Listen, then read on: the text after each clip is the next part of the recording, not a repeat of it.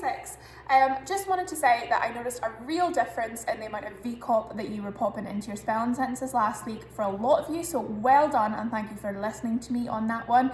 It was so nice to see lots of you trying to build in the connectives we've been learning about, as well as some interesting openers, so please keep that up because it is a really, really good way to practice applying all of those skills that we are learning about. So I'm really, really impressed and well done. I've also noticed lots of semicolons and colons, so that was super, very impressed.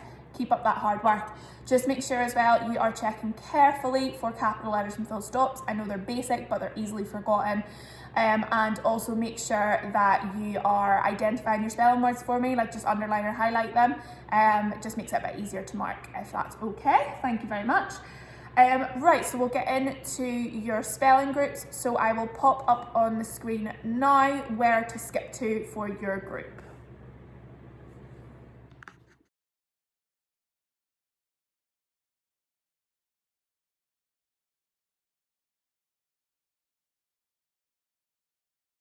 So W group, your sound this week is the double E sound.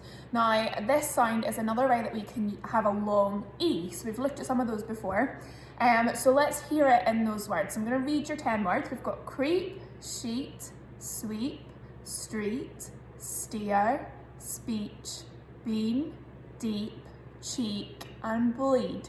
So in all of those words, that double E is just like a longer single E sound. So it's quite a simple one to remember. We just said when it's quite a long E, there might be two. So creep, you can hear that E, E, E, longer E sound there for you. So that's what we're learning this week. Let's go through the words and make sure we know what they all mean. So creep, first of all, is somebody who's a bit creepy. So, oh, look, a creep over there. Or you can creep somewhere. So like to do it, it's a verb. I'm creeping. Number 2, we've got sheet, and that's like a sheet of paper or what we put on our bed. Number 3, we have got sweep, so you would sweep with a brush. Number 4, street, you live on one. Well, some of you do, some of you might live in the country. Number 5, steer. So this would be like to steer a car. So like the steering in a car. And it's also what Americans call a type of cow as well. You might have heard that. Number 6, we've got speech. So speech is like, you know, you're making a speech, you're talking, or somebody's speech you could talk about. Number 7, bean. Now this is not a bean like a baked bean or a beanstalk. This is bean like the verb. So I have been to the shops. So it's not a baked bean, been to the shops, like you went. Number 8, we've got deep, if something's really deep down. Then we've got cheek, like that. Or if somebody's giving you a bit of cheek, like being cheeky to you. And then number 10 is bleed. So they're all the same sound this week. It's long E and it's a double E letter to spell it. So hopefully that's quite straightforward and you'll get on well. So X group, you have got 3 sounds this week. We've got ask, asked, and ass. So our first one that we're going to look at is the ask sound. Now can you spot on your word list what words have got that ask sound on them? Okay, so the ones on this list are mask and flask. So we've got mask and flask. Mask, I think we all know only too well what that is at the minute. And a flask is something that keeps your soup warm or your coffee warm, or like, this is the type of flask, it's a cup flask. Then we have got our asked sound. So let's have a look and see if we can spot that in our words. Now there's one word that has it in a slightly different position in the word. Okay, so the words with the asked sound in them are cast, fast, blast, disaster. But you can see that disaster is slightly different because it's got the AST sound in the middle of the word as opposed to right at the end, but it still makes the same sound. So we've got cast. Now there's a couple of ways you could do that. You can have a cast like for your arm, or you could be cast in a play, like you're given the part in a play. Or you could cast, it's like when you pour something into a mold, you would say I'm casting it. It's another way of using it. Number 4, we've got fast. Now there's a couple of ways you could use that as well. You could talk about speed, like I did it really fast, or you could say I am going to fast, which means like not eat. So some people do that for religious reasons, or if they're having to go like get a scan at the hospital, they might need to fast for a few hours. Number 5, we have got blast. So to blast something is to explode it. So that's quite a good word to pop into our writing. It's also a bit of an onomatopoeia word because blast kind of sounds a little bit like an explosion. And then we've got disaster. So disaster has still got that ast sound, but it's got the dis and the er in either side of it. So disaster, and disaster since something goes really, really wrong. I'm sure you know I have like technology disasters all the time. Number 7, we're moving on to that ast sound. So we've got pass, glass, class, and grass. Now obviously you'll all probably be having a bit of a laugh because that sound by itself is a word, and we all know. But in these words, it's just part of the sounds of the words. So we've got pass, glass, class, and grass. It's a tongue twister. Number 7, pass, like you would pass an exam, or you could like pass by the shop, like go past it. However, it's different from the word past, like P-A-S-T. This is a really common mistake.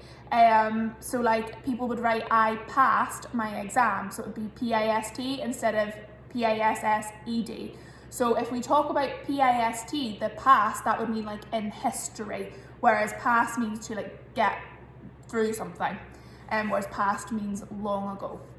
So that's the difference. That's a common mistake with those ones. Then we've got glass, so the material, class, like the class that you're in, or it can talk about the class of like society. So if you look at like old-fashioned movies, they tend to be like an upper class, and then like a working class. Like if we think of in Mary Queen of Scots, like she was definitely like upper class, and her servants would have been lower class.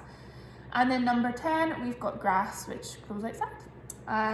So that's us for today. So we've got those 3 sounds, so just make sure you're learning about what those sounds make for me. Y group, you have got words that start with A and then have double letters after them this week. So if you look at all of those words, they all begin with the letter A and then they've got a double letter after them. So it's important to remember these because it's really, really easy to forget to pop the double letter in at times. So our first one is allow. And then we've got allergy. So they've both got the A and then the double L after them. So allow, to allow somebody to do something, and allergy, if you have like an allergic reaction to something, like you say I have an allergy to peanuts. I don't, but some people do. To be allergic to something. Number 3 and 4 both have the A and then the double N. Now these ones are really commonly forgotten, like the double letter, so people tend to leave out that second N quite often, so make sure you're looking carefully at those sounds. Announce, anniversary, for those ones. So to announce is to sort of make a statement about something. I'm going to announce the changes to something. And then anniversary is the date that you would have that's like every year of something. So it could be like your birthday is technically the anniversary of your birth. People might have wedding anniversaries. We might have like an anniversary for when like a famous person got married, like the Queen's birth or the Queen's marriage date or the Queen's coronation. We have anniversaries for that. So it just means an important date that you celebrate each year. Number 5, we've got apple, so it's got the double P. It's not so common to forget that double P, but just make sure you learn that it is there. And then we've got attention, so that's got A, and then our double T, so to pay attention to something. Hopefully you're paying attention to this video. Number 7, we have got arrest, so the police might arrest somebody, and it's got that double R. And then number 8, we've got arrive, so it's got the double R as well, arrive, to arrive somewhere. And then 9 and 10 have both got the A and then the double S, so it's got assistant and assembly. So an assistant is somebody who helps somebody with something, so I might say like, who can come and be my assistant and work the computer while I'm at the board? I do that sometimes. And then number 10, we have got assembly, so if something was to everybody come together, like it might be an assembly point for the fire. So if there's a fire drill in school, our assembly point is on the netball pitch. And we also, our get-togethers are a type of assembly as well. So just make sure when you're learning those, you're looking for that double letter and making sure you're not forgetting to pop the double letter in after the A. Z group, as I talked about last week, we've got a few weeks of tricky words before we move on to the new spelling programme. So again, we've got more tricky words. These ones all start with O and P and then one with R. So again, we're kind of moving through the alphabetical list here. And we'll go through them, talk about what they mean and why they might be trickier to spell. So our first one is opportunity. So it's got that double P at the start. It's quite easy to forget. It's also, again, like we talked about last week, words with a lot of vowels are quite tricky. It's got quite a lot of vowels in it. So make sure you're not mixing up the sort of, most likely the second O. A lot of people will put opportunity, like ER or AR. Just make sure you're learning where those vowels are in the words. It's like OOUI in there, and making sure you're not forgetting that double P. So an opportunity is when you have the opportunity to try something. So hopefully we will soon have the opportunity to be back in the classroom, because I can't wait. Number 2, persuade. So persuade, it's got that UA sound in it, so just making sure we're spelling that correctly. Number 3, physical. Now, why do you think this one is tricky? Okay, so that PH sound doesn't sound like it should. That sounds like an F sound. So it sounds like FY, physical. Okay, so that PH sounds like an F sound, but it is that PH. It's quite a common one, but just make sure you're learning it, similar to like photography. So physical is to do something to do with the body. So we talked about mental health last week, and physical health is like your body. Number 4, we've got prejudice. Now you should remember this word from our discrimination topic in term 1. It's like prejudge, like people will spell it like prejudge, like the word judge with a G at the end of it, but we need to make sure we're not doing that, so it's prejudice. And prejudice is to have already formed an opinion about somebody based on one of their characteristics or something about them before we have actually met them, and given them a chance to kind of prove our opinions right or wrong. Number 5, we've got privilege. This is another one with lots of vowels in it.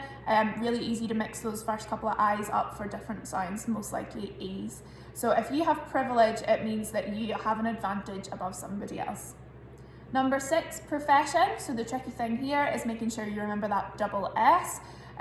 So a profession is the sort of career that you would like to work in. So I work in the profession of education. So that covers like me, it covers the learning assistants, it covers like people that work in universities, people that work in secondary schools. We're all in the profession of education. If you are a nurse or a doctor, you would be in the profession of medicine. Number 7, program. And again, double letter in here. There's 2 ways to spell program, and they both mean slightly different things. So the one that looks like this has got the MME on the end of it. So this would be an example of like a program for a show. So I'm going to give you the program for the show, shows the running order. Or there is going to be a program of events on, that are going on over the next couple of weeks. So it's like a list of things that are happening. That's your program, like a schedule almost. Whereas if you have a TV program, that is just PROGRAM. There's no extra ME on the end of it. So a TV program would just be with the one M at the end and nothing else. So that's an important thing to remember when you're spelling that. So just to remind you, the spelling of program we are using is for like a schedule of events. Number 8, we have got pronunciation. Again, this has got a lot of vowels in it. It's got quite a lot of sounds in it. Pronunciation, that's 5 syllables. It's quite a lot for a word. So just making sure that we are remembering. It also has got that shun sound pronunciation on the end, but rather than the S, it's got the T. So make sure you're looking for that TION sound on the end of it. Your pronunciation is how you say something. So for example, when we were doing our Scots words, I found it really difficult because my pronunciation is different from how a Scottish person would pronounce a lot of those words. Number 9, we've got Q. This is one that I always really have to think about. It just seems like a very odd combination of letters. And again, it's got 4 vowels and only 1 consonant. So making sure we're really looking carefully at what order the vowels are in, because it goes U-E-U-E. So it's actually quite easy to remember if you go U-E-U-E, U-B-U-E, but it doesn't really sound like that. So just try and learn it as being like U-E-U-E, Q, U-E-U-E. It is actually the word, you could just have the letter Q and it would sound the same, but no, they've added all those vowels on the end because English is fun. Number 10, we've got recognise. Now, this one has an American spelling where you would pop a Z in instead of the S. That might be if you've got it on spell check, you might notice it says it's spelled wrong even if it isn't. So recognise, we just need to make sure we're putting that S in. And to recognise means to be like see something that you know. So like, oh look, I recognise that person, that's my friend Bob. So that's your words for today. So again, with our tricky words, just making sure we're learning them all really well. These are quite challenging words, just get them in your head. And I noticed loads of you in the Z group did a really good job with your sentences last week, so keep it up. I am really looking for lots of VCOP. I saw lots of great punctuation and vocabulary last week, so maybe try and build in some more openers if you can.